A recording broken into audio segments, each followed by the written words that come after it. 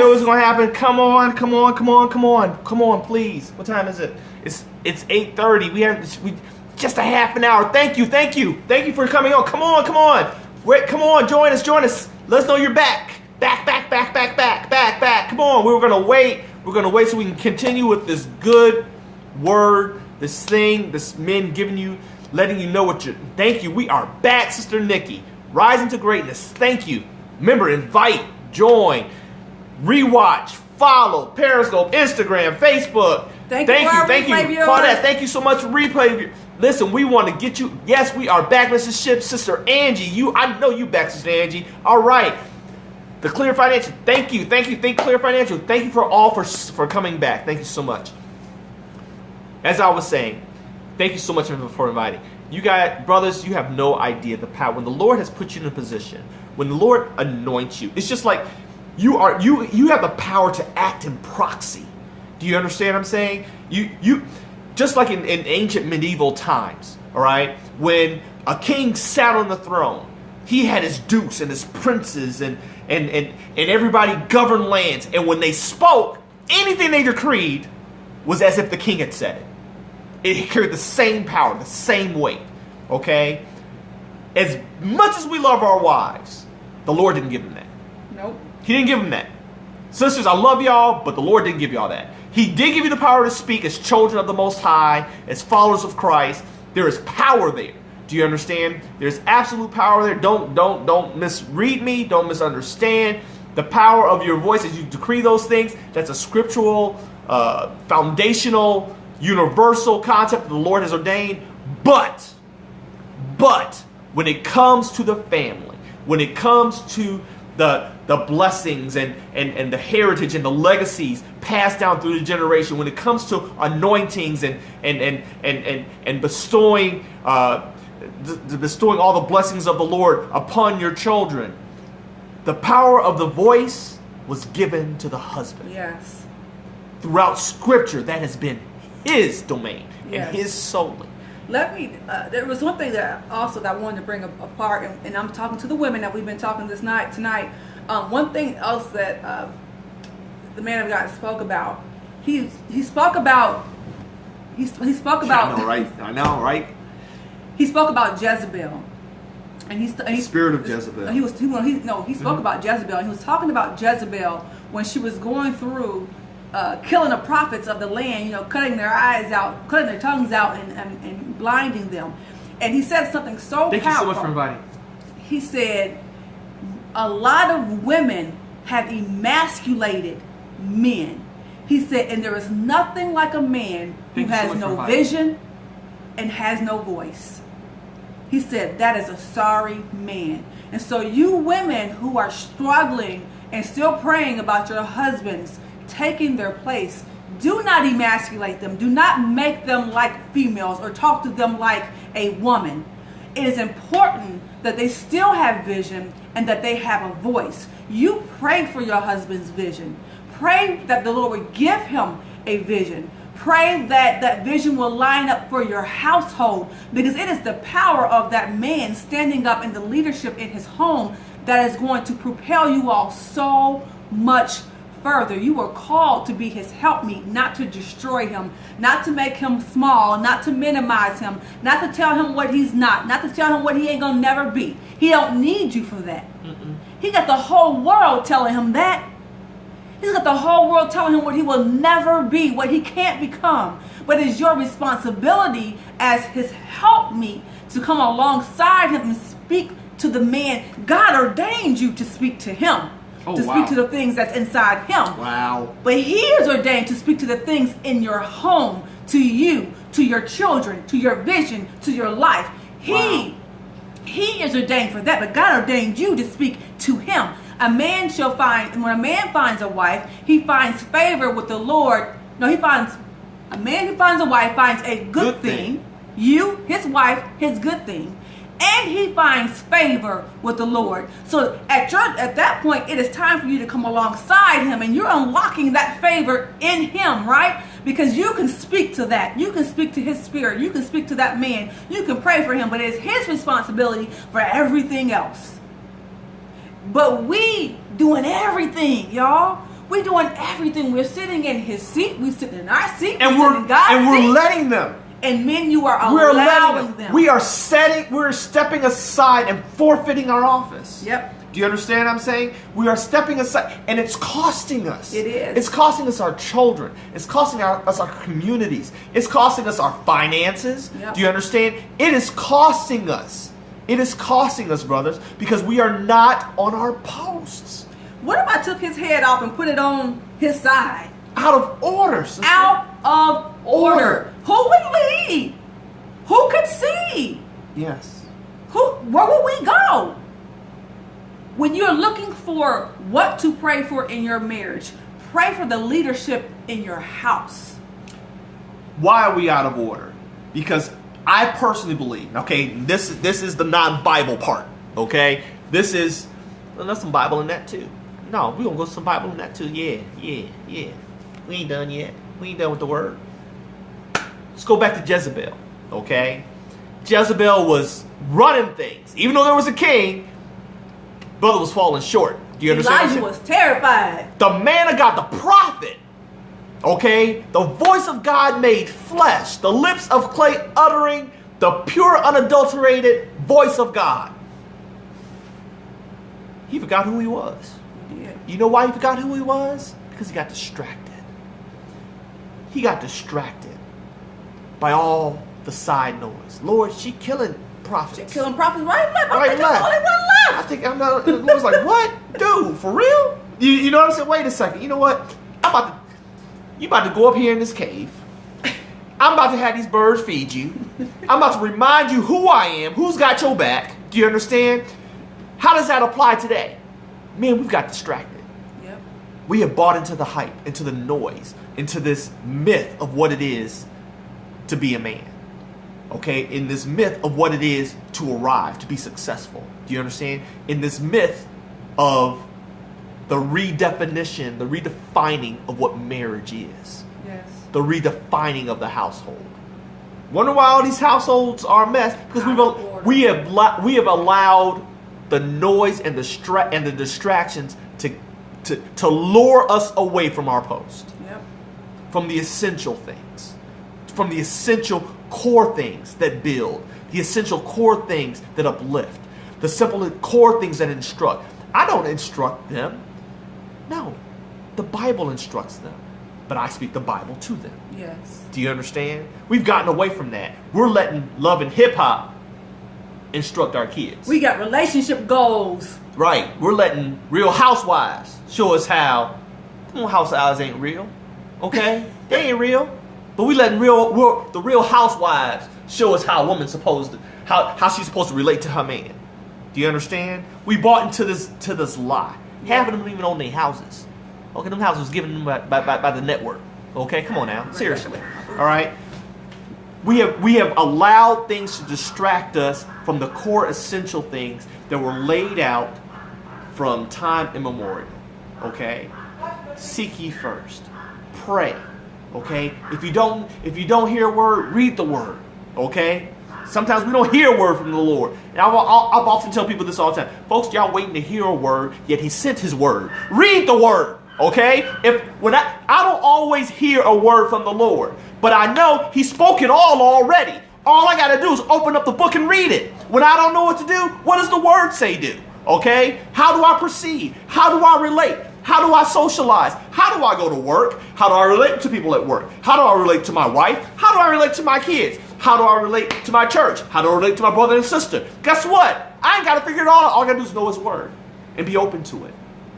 That's it. But see, we've gotten away from those core essential things because it's not cool to be a Christian anymore. It's not cool to go to church. It's not time conducive to fellowship. It's not time conducive. You know, I'm trying to get this business, that business, and this. I'm trying to move and shake. I'm trying to be an internet sensation. I'm trying to build this online marketing thing, and all that stuff is fine.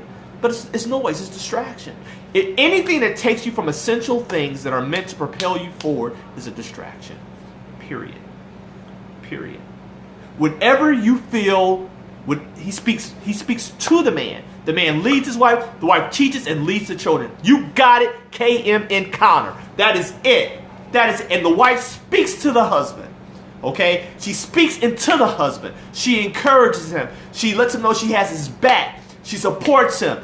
Even now today, she helps support financially. Let me tell you something. Sister Toy, when I got that revelation I was off my post, guess what? Brother wasn't working.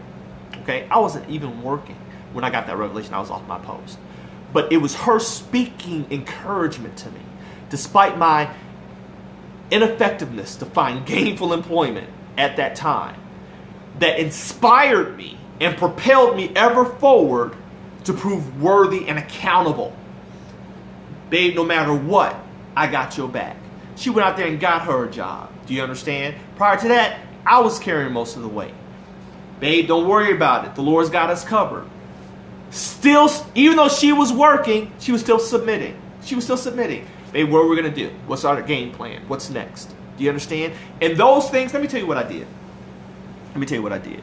I sold something very precious to me, primarily because of her ability to speak to me. Do you understand? And it reminded me that no matter what happened from it, that the essential things were going to remain. That thing was just a thing. Do you understand? But the faith that she spoke into my life, the support that she gave me, the willingness to back me and follow my lead, it gave me the strength to do what was necessary, even despite my feelings. Do you understand? Yeah. Sisters, that's the power of you speaking to your man. Yes, Miss Connor, we said that.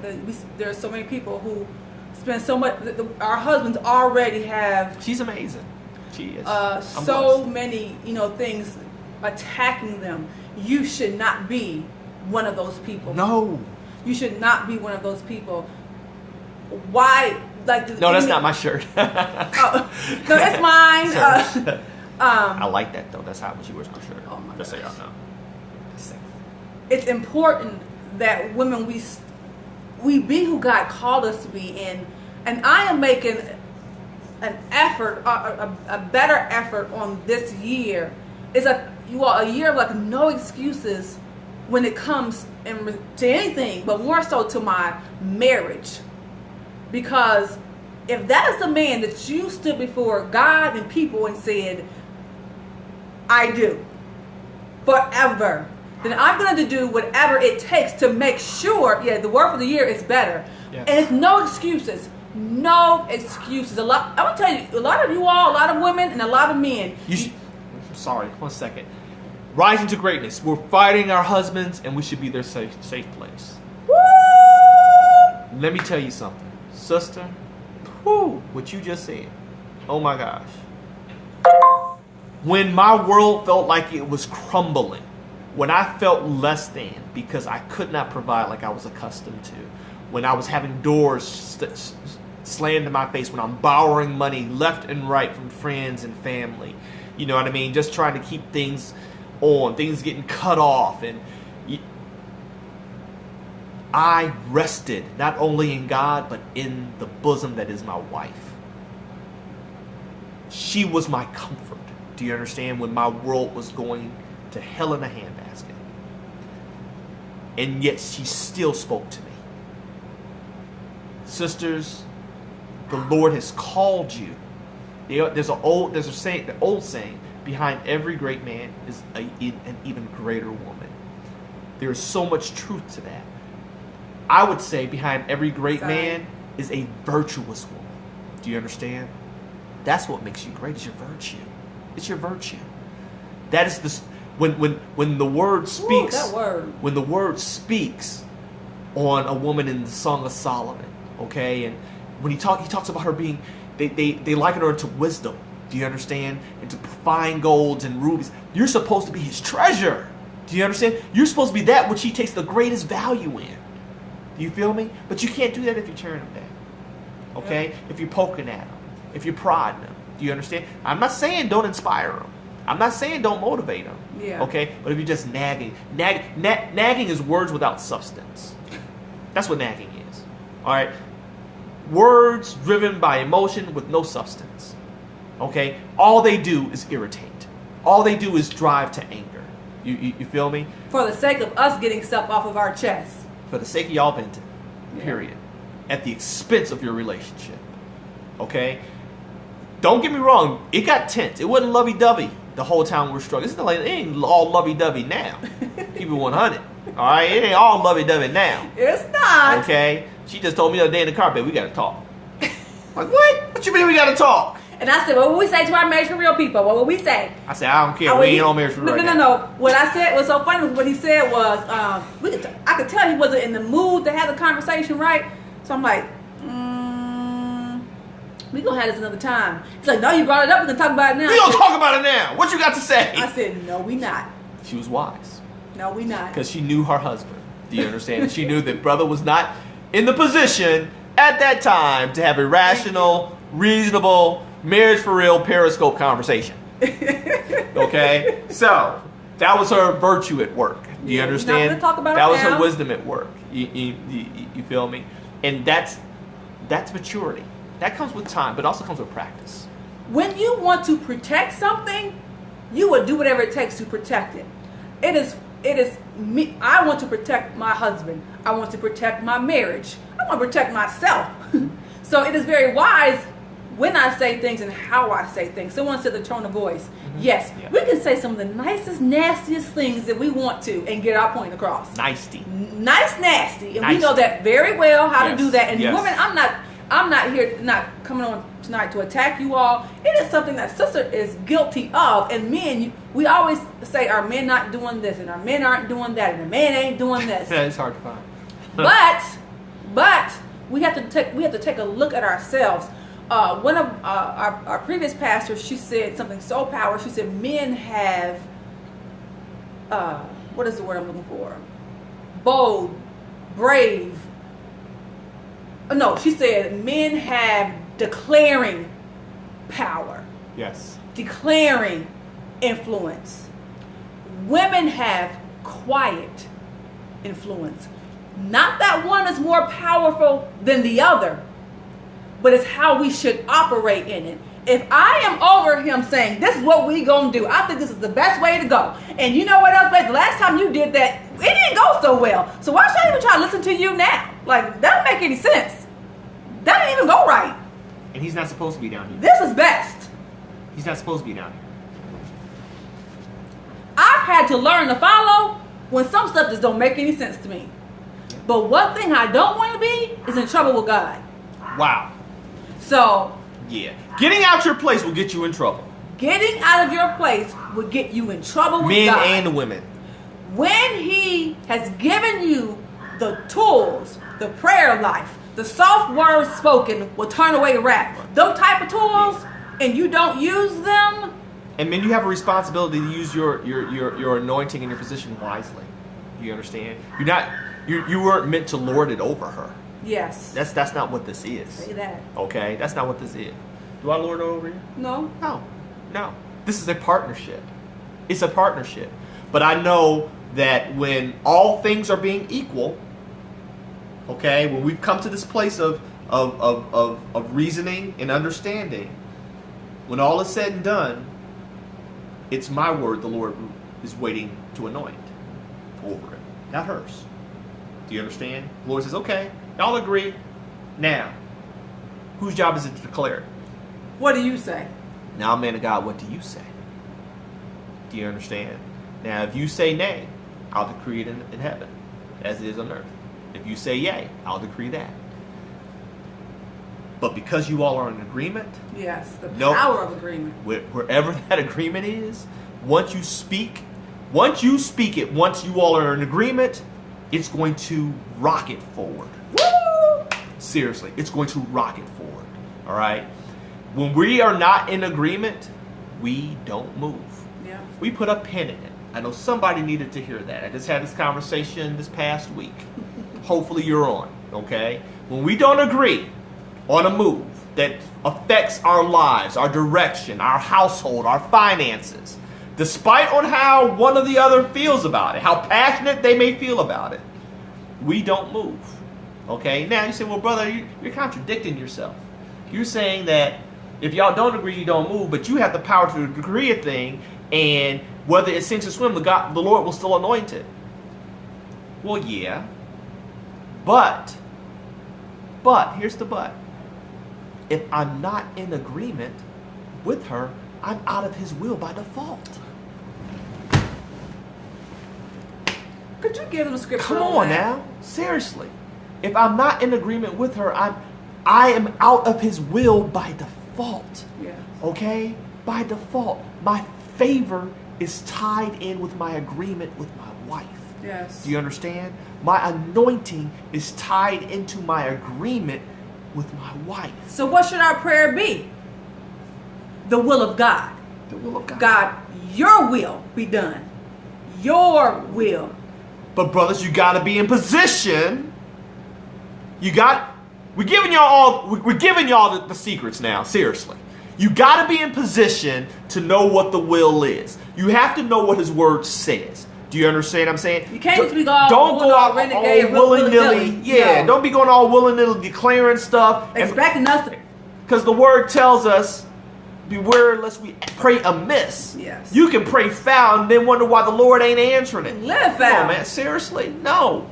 You have to be in, brothers, the key is you got to be in your position. That's the key. You got to be in your position. When you're in your position, you operate in agreement. She's speaking into your life. Okay? You are all on one accord. The floodgates open. Let me tell you something real quick, and I thought it was, and we're about to hop off because Dwayne has to be up at 4:30. It's two things. I remember when my son was looking for a school to go to for college, and he was going through schools, and when we were looking for a home church, one of my first questions that I asked myself when I was interviewing coaches and pastors was this: can he win? That was the question. When things are down and we going into overtime, when the world's going to hell, literally, can this pastor get a word and say, y'all, we got a veer left. We're going through a 10-week fast. We're doing this, we're doing that. Can you win? Most women, that's what we want to know from our husbands. If we follow you, can you win? Can you win? Bro, can you take us to the end? That's what we want to know. Can you take us to success? Can you follow through? Can you get down on your knees and can you hear from God? Can you take direction and then lead? That's what I want to know. Can we win? Or are you going to quit? Or are you going to quit? Are you going to get jelly back? Are you going to get weak-kneed? When things get tough, are you going to go whining? Are you going to retreat? Are you going to try to find comfort elsewhere? Yes. You understand? Brother, can you win? Yeah. Can you win? That's really what the sister wants to know.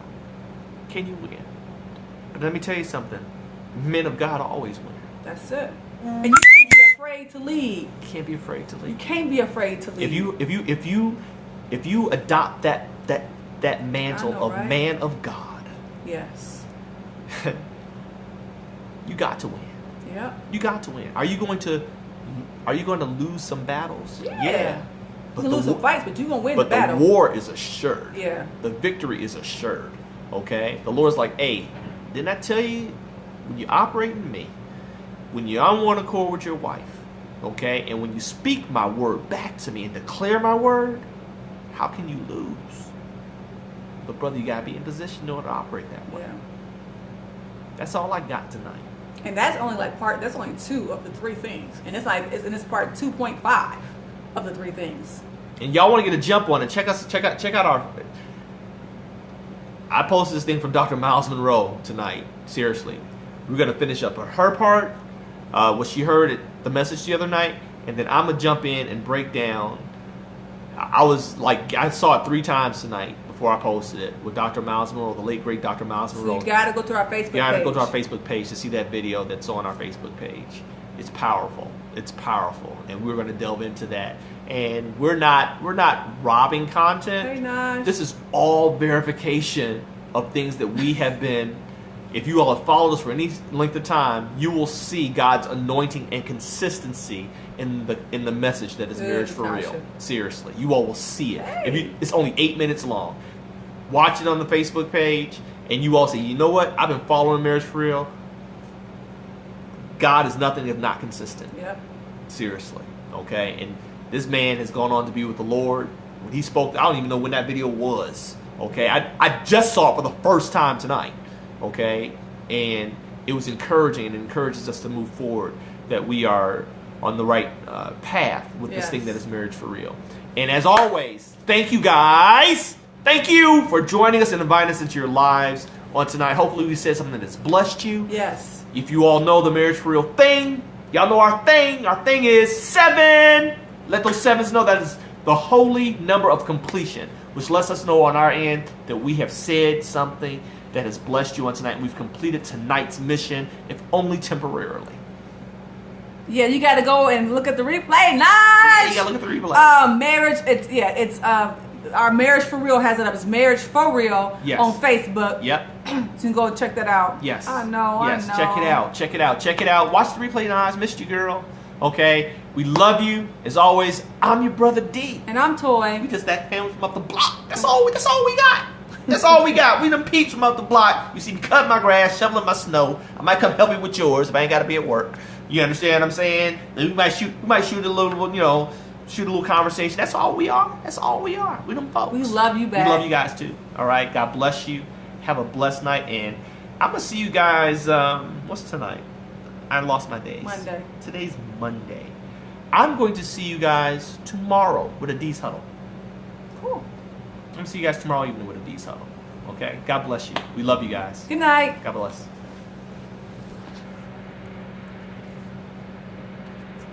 Thank you guys for your prayers. Thank you. Gotta eat first. Ain't eat yet. She ain't fed me yet. Okay, good night. But she ordered food, so